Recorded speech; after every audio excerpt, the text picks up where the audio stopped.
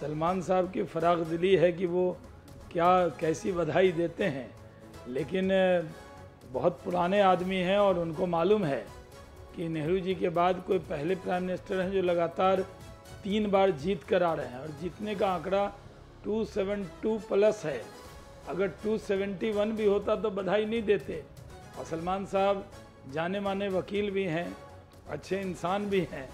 अब कांग्रेस के रणनीति का दबाव होगा तो फराग दिली नहीं दिखाएंगे, लेकिन आंकड़ा 291 है और हैट्रिक भी मारी है, फिर भी वो बधाई नहीं देना चाहते। इसलिए नहीं दे रहे होंगे ना शहनवाज जी, वो इसलिए नहीं दे रहे होंगे क्योंकि पिक्चर अभी बाकी है।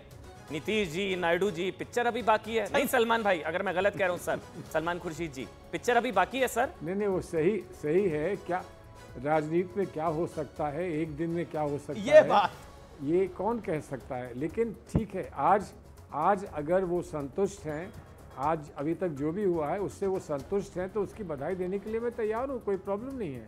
लेकिन वो हैं कि नहीं, ये आगे आपको स्पष्ट पता चलेगा। जी। शाहनवाज हुसैन, सलमान खुर्शीद साहब काफी सारी बातें कह रहे हैं, लेकिन नीतीश बाबू पे भरोसा तो आप भी पूरा नहीं कर सकते। गारंटी तो उनकी है नहीं। वो कल कहाँ थे, परसों कहाँ होंगे?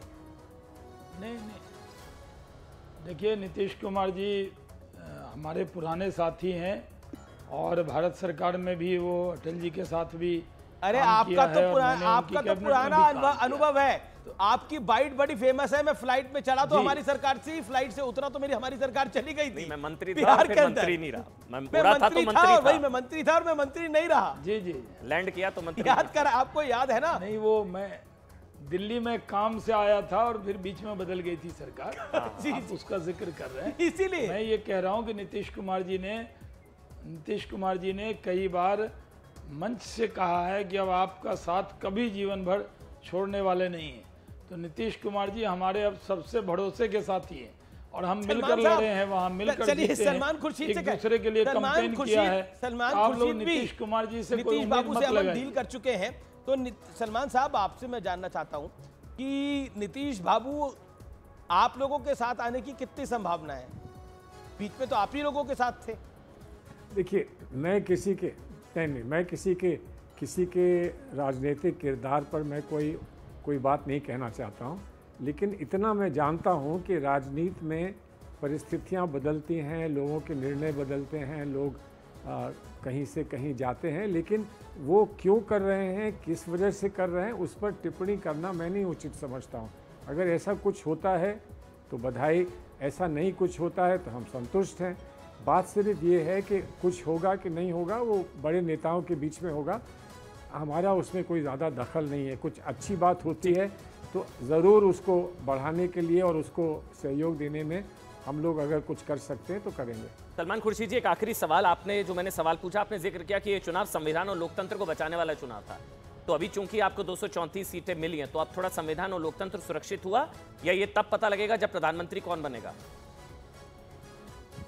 नहीं, देखिए, सुरक्षित हो गया कि नहीं हो गया, ये एक प्रयास था और वो प्रयास कुछ सफल हुआ है, लेकिन हमने प्रयास को यहाँ समाप्त नहीं करना है, इसको प्रयास को जारी रखना है कि संविधान की सफलता और संविधान की सुरक्षा में बहुत सारे पहलू हैं। हर पहलू पे हमको कामयाबी मिलेगी, तब हम ये कह सकेंगे कि हम लोग अपने इस लक्ष्य को पाने में कामयाब हो गए। एक और सवाल सलमान खुर्शीद जी, अगर संभवतः इंडिया गठबंधन की सरकार अगर बनती है तो फिर पीएम, क्योंकि सबसे बड़ी पार्टी तो कांग्रेस है अभी नंबर्स के हिसाब से इंडिया गठबंधन में, तो पीएम फेस राहुल जी ही होंगे या कोई और भी हो सकता है? सलमान खुर्शीद जी, यह बाद में तय होगा। देखिए, इसमें कोई कुछ नहीं कह सकता है, क्योंकि उन्होंने ही, राहुल जी ने ही आज फिर दोहराया है कि इस पर बात तभी होगी जब हम लोग सब जितने नेता हैं इस गठबंधन के, वो आपस में बैठ के चर्चा कर लेंगे।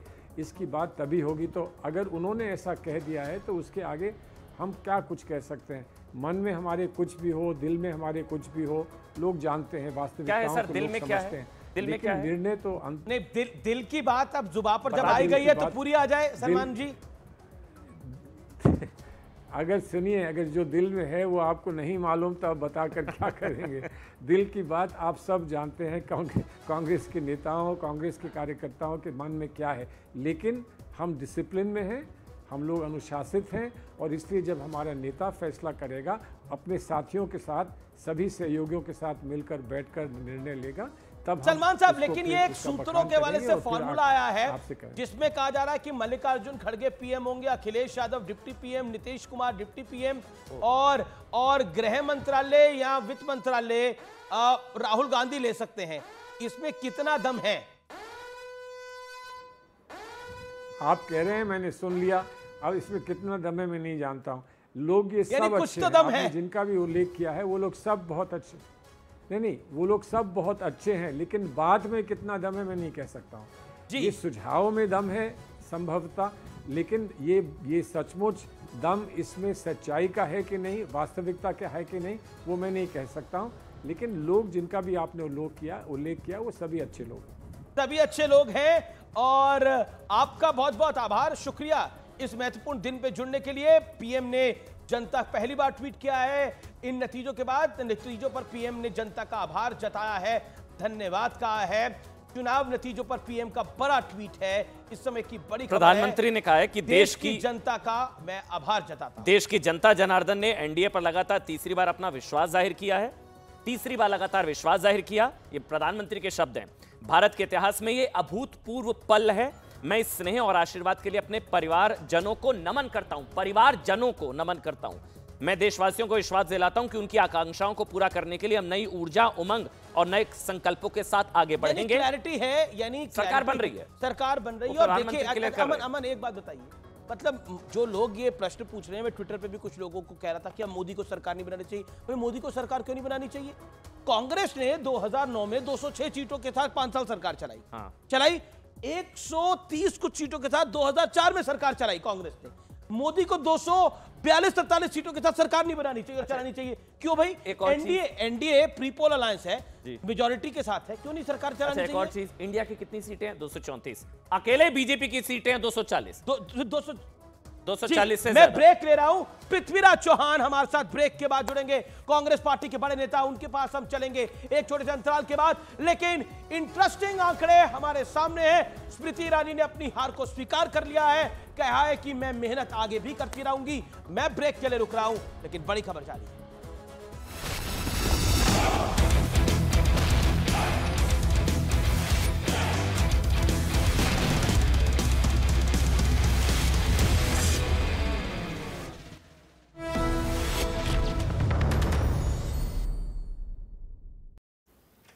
उधर जो विपक्षी गठबंधन है वो चुनाव आयोग भी पहुंच गया कि ये आखिर में काउंटिंग स्लो की जा रही है और बीजेपी को फायदा पहुंचाने की कोशिश की जा रही है, ऐसा इल्जाम है उनका।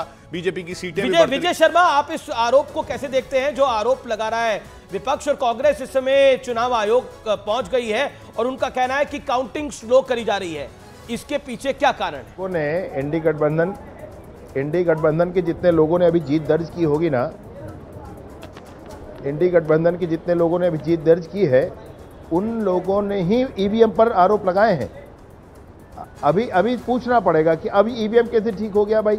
जब आप जीत जाते हो तो ईवीएम ठीक होता है, जब आप हार जाते हो तो खराब हो जाता है। ऐसा ही मसला ये है। इसमें जाकर के अब ये कहने लग गए हैं कि अब स्लो हो रहा है। अरे भैया, स्लो कर सकते, करवाने की बात होती तो शुरू से ही हो जाता, वो सब कोई बड़ी बात ही क्या। जयराम रमेश ने तो ये तक कह दिया है साहब, जयराम रमेश ने तो ये तक कह दिया है कि अधिकारी याद रखें, ध्यान रखें, सरकार बदल रही है।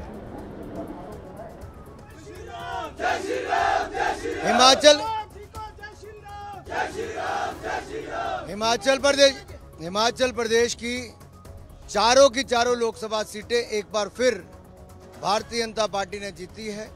हिमाचल प्रदेश ने चौका लगाया है और मोदी सरकार को बनाने में एक बार फिर हिमाचल ने अपनी भूमिका निभाई। मोदी जी को बहुत बहुत बधाई। मेरे मुख्यमंत्री नीतीश